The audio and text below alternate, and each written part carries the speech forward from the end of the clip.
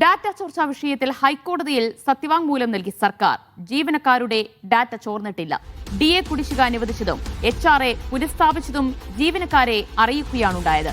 സർക്കാർ സേവനങ്ങൾ ജനങ്ങളിലെത്തിക്കാനായി KSITM ഒരുക്കിയ വാട്സ്ആപ്പ് പ്ലാറ്റ്ഫോമാണ് ഇതിനായി ഉപയോഗിച്ചത് എന്നും സത്യവാങ്മൂലത്തിൽ പറയുന്നു. ഗോപിക അരവിന്ദ് വിവരങ്ങൾ നൽകും. ഗോപിക, ഈ മെസ്സേജ് അയച്ചതുമായി ബന്ധപ്പെട്ട് എന്ത് വിശദീകരണമാണ് കോടതിയിൽ നൽകിയ സത്യവാങ്മൂലത്തിലുള്ളത്? ദിവ്യ, ഹൈക്കോടതി നിർദ്ദേശപ്രകാരം ഇന്ന് സർക്കാർ സത്യവാങ്മൂലം സമർപ്പിച്ചു ഈ ഡാറ്റ ചോർച്ചയുമായ വിഷയത്തിൽ.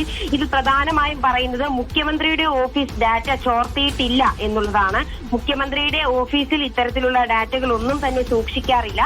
ഇത് കൂടാതെ തന്നെ പ്രധാനമായും പറയുന്ന ഒരു കാര്യം, മുഖ്യമന്ത്രിക്ക് ഇത്തരത്തിൽ മെസ്സേജുകൾ അയക്കാനുള്ള അവകാശമുണ്ടെന്ന് ഉള്ളത് കൂടിയാണ്. കാരണം അദ്ദേഹത്തിന്റെ ഈ സംസ്ഥാനത്തിന്റെ തലവൻ കൂടിയാണ് മുഖ്യമന്ത്രി. അതുകൊണ്ട് തന്നെ ഇതുമായി ബന്ധപ്പെട്ട പദ്ധതികളോ കാര്യങ്ങളോ തന്റെ ജീവനക്കാരെ അല്ലെങ്കിൽ സഹപ്രവർത്തകരെ അറിയിക്കുന്നതിൽ ഇത്തരത്തിലുള്ള മെസ്സേജുകൾ അയക്കുന്നതിൽ തെറ്റില്ല എന്നാണ് ഈ സത്യവാങ്മൂലത്തിൽ പറയുന്നത്.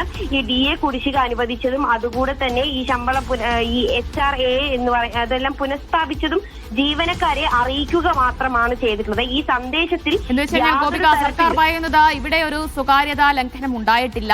സർക്കാരിന്റെ നയങ്ങളും തീരുമാനങ്ങളും ഒക്കെ ജീവനക്കാരെ ഈ സന്ദേശത്തിലൂടെ അറിയിക്കുക മാത്രമാണ് ചെയ്തിട്ടുള്ളത്. എന്താ വെച്ച് കഴിഞ്ഞാൽ ഡാറ്റ ചോർത്തിയിട്ടേ ഇല്ല എന്നല്ലേ?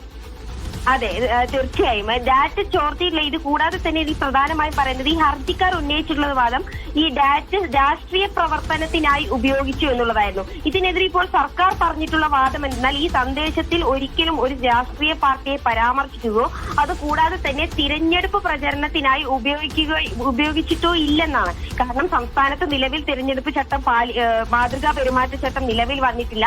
അതുകൊണ്ട് തന്നെ ഇത്തരത്തിലുള്ള സന്ദേശം അയക്കുന്നതിൽ യാതൊരു തെറ്റുമില്ല എന്നുകൂടിയാണ് പറയുന്നത്. ഇത് കൂടാതെ തന്നെ ഈ വിവര ശേഖരണം നടത്തിയതിലും സത്യവാങ്മൂലത്തിൽ വിശദീകരണം നൽകിയിട്ടുണ്ട്.